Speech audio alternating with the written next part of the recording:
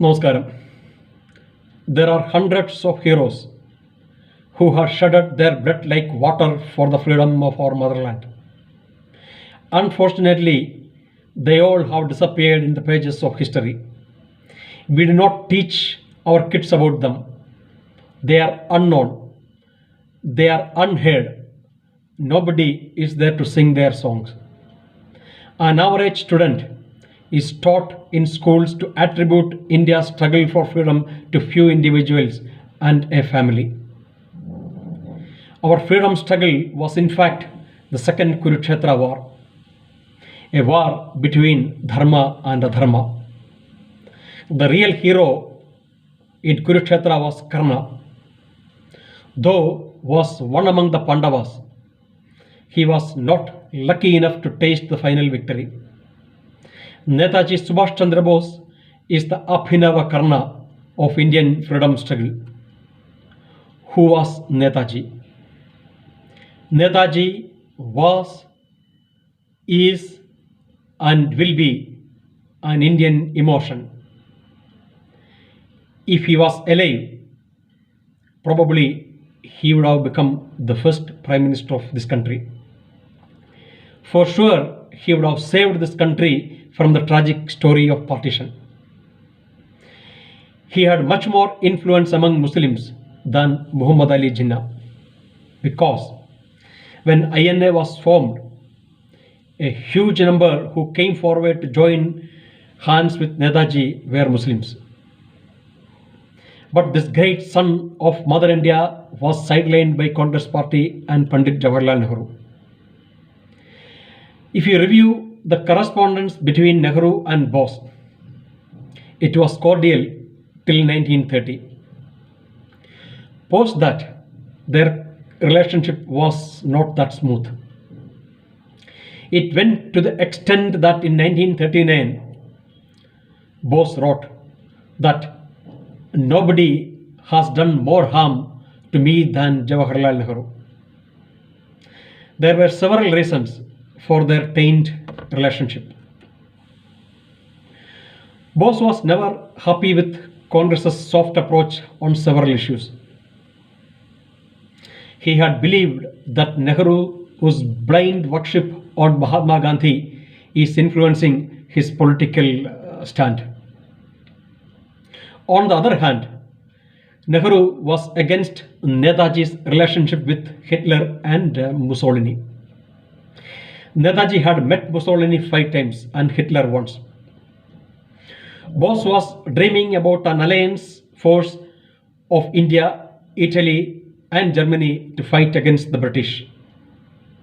After all, Pandit Nehru was one person who had the realization that Bose, if he continues in Indian politics, he is going to be a real challenger for him.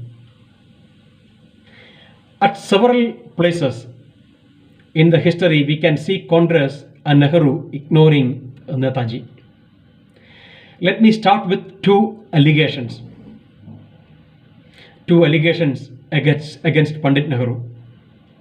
I am mentioning this as allegation because though I had read about this in few books, I am yet to see concrete evidence to get myself convinced. The first allegation is, in the various speeches that Nehru did in the Constituent Assembly, he had acknowledged the contribution of so many heroes who took part in India's freedom movement. But Bose was referred not even once. The second allegation was Pandit Nehru was never in favor of keeping Netaji's photo in the parliament. The third point, it's not an allegation. There are facts to support the third point. Gandhiji always had a soft corner for Nehru, and he wished to see him as the first Prime Minister of this country. So directly or indirectly, Gandhiji removed all obstacles in front of Nehru to make this happen. Let me tell you two incidents to support this. In 1938, Netaji was elected as All India Congress President. In those days, the term of the post Congress President was for 1 year. So in 1939, Netaji declared himself as the presidential candidate. Gandhiji never wanted Congress to go in Netaji's lane. So Gandhiji fielded Patabi Siddharamaiah as his candidate. But Bose was re-elected. Though he was re-elected as party president, a majority of the members in Congress Working Committee were Gandhi supporters, who were making it literally difficult for Bose to operate. Subhash Chandra Bose resigned from Congress and started a new movement called Forward Bloc. Nehru's first hurdle got cleared. Now let us see how Patel was sacrificed for Nehru.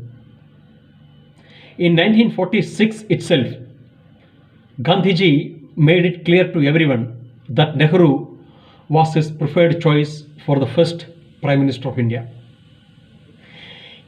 We had 15 provinces in India at that time. But when the nominations were invited, despite Gandhiji's request, out of 15 provinces, none of them nominated Jawaharlal Nehru. 12 out of 15 nominated Sardar Patel as the PM. 3 did not nominate anyone. Gandhi went to Nehru and tried to make Nehru understand the reality. But Jawaharlal Nehru was very, very adamant. Nehru made it very clear to Gandhi that he will not play second fiddle to anybody. Disappointed, Gandhi asked Sardar Patel to withdraw his name. With immense respect, Patel withdrew his candidature without wasting any more time. If I can quote Dr. Rajendra Prasad on this incident, he said, Congress party has sacrificed its trusted lieutenant in favor of glamorous Nehru. Now let us look at what was Nehru's attitude towards Netaji and his family in independent India. As a Prime Minister, Nehru never showed any interest for a complete investigation on Netaji Subhash Chandra Bose's death.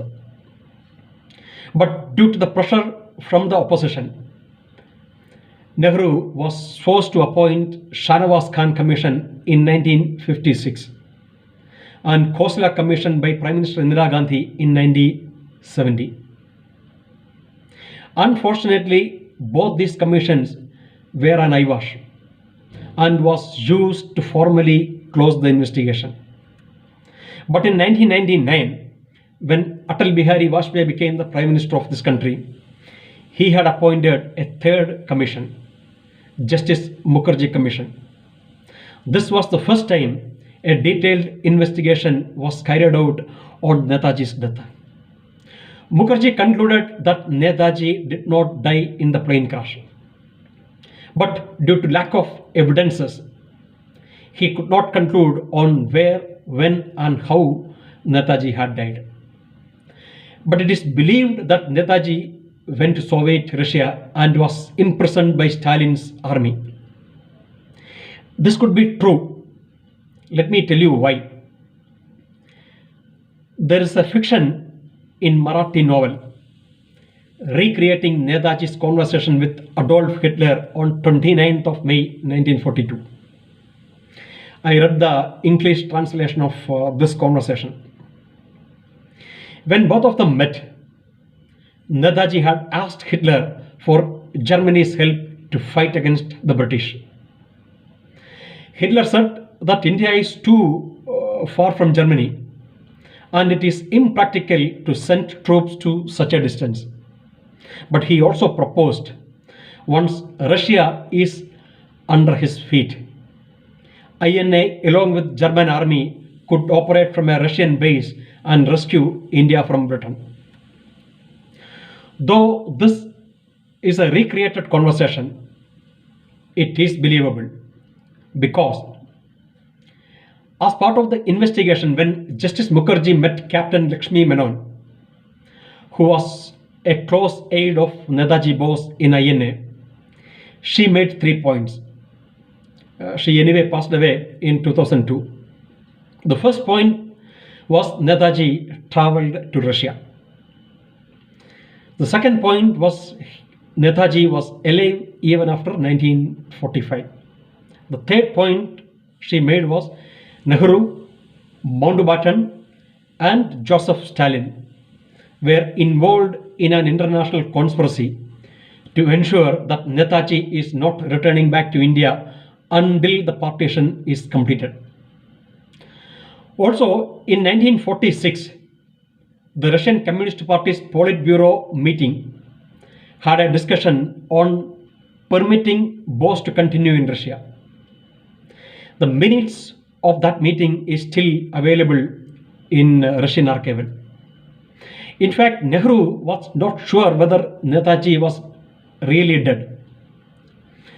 Intelligence Bureau IB, that was directly reporting to Nehru, was snooping Bose family for 2 decades from 1948 till 1968.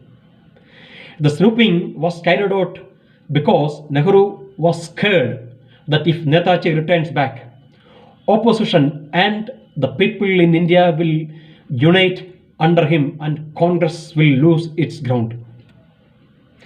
From Nehru's period, all Netaji files were kept under the classified category, means they are considered as secret files with no public access.